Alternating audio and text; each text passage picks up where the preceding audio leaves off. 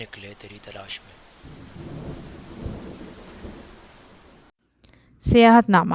ظہیر احمد گھمن صاحب پیشے کے اعتبار سے فیصل آباد کے ایک مایہ ناز ڈاکٹر، رشتے کے لحاظ سے میرے محترم اور میرے سمتھی، اور شوق کے ہاتھوں ایک سیاح واقع ہوئے ہیں، جس کا اندازہ مجھے ان کی گھمن گھیریاں کی لپیٹ میں آ کر ہوا۔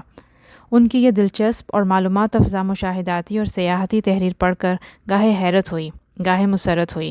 حیرت اس امر پر کہ جس شخص نے اپنے کالج میگزین کیمپ کول میں لکھنے کے بعد قلم رکھ دیا ہو، وہ اتنے عرصے بعد اتنا رواں دواں کیسے لکھ سکتا ہے، اور احساس مسرت اس بات پر کہ ایک اور ڈاکٹر قلم کار نکلا، جس نے دنیائے ادب کو ایک خوبصورت کتاب عطا کی۔ چار خصوصیت بہت کم لوگوں میں یکجاں دیکھی گئی ہیں۔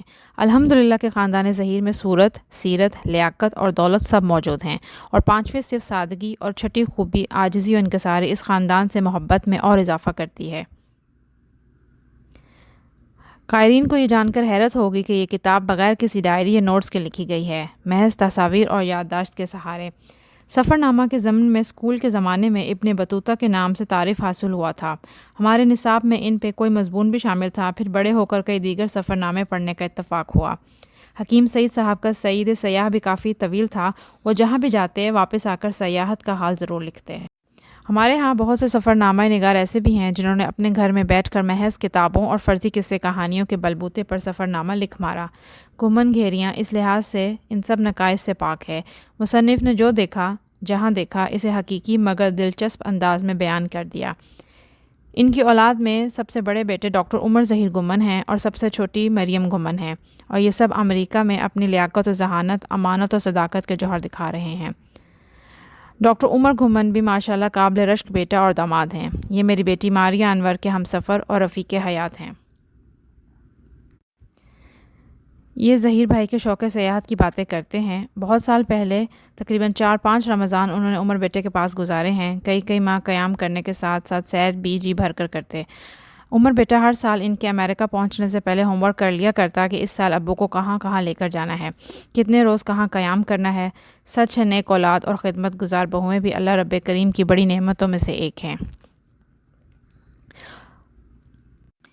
عمدہ ادبی ذوق اس خاندان کی ایک اور خوبی ہے۔ اشفاق احمد کے زاویہ بقول ڈاکٹر شگفتہ ظہیر کے تمام بچوں کے ساتھ باجماعت پڑھے ہیں۔ ایک مخصوص وقت میں اکٹھے مل بیٹھ جاتے ہیں اور ایک بچہ بلند آواز سے کتاب پڑھتا ہے اور دوسرے سب سنتے ہیں۔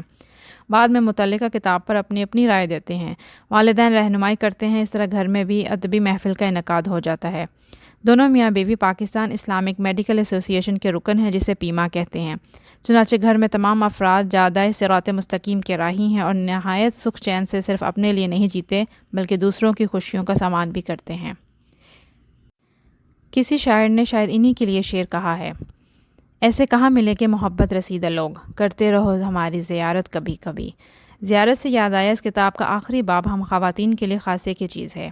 ویسے تو ہمارے مرد بھائی بھی اس باب سے کافی رہنمائی لے سکتے ہیں، خاص کر وہ شوہر حضرات جو اپنی رفیقہ حیات سے سالانہ بنیادوں پر مسکراتے ہیں۔ ایک حدیث مبارکہ کے مطابق مسلمانوں میں سے بہترین شخص وہ ہے جو اپنی اہلیہ کے ساتھ اچھا ہے۔ اس طرح یہ باب ظہیر بھائی کے اچھا ہونے کی گواہی دینے کے ساتھ شگفتہ بہن کو قائرین کی نظروں میں قابل رشک بنا رہا ہے۔ ان سے ناواقف خواتین یہ باب پڑھ کر شگفتہ بہن کی زیارت کرنے کے لیے ان کے گھر کا پتہ پوچھتی پھریں گی۔ ہمارا گمان تو یہی ہے۔ کاش ہر مرد اپنی رفیقہ حیات کے لیے ایسی اچھی گواہی دے اور ادھر ہر بیوی انہی اوصاف حمیدہ کی مالک ہو۔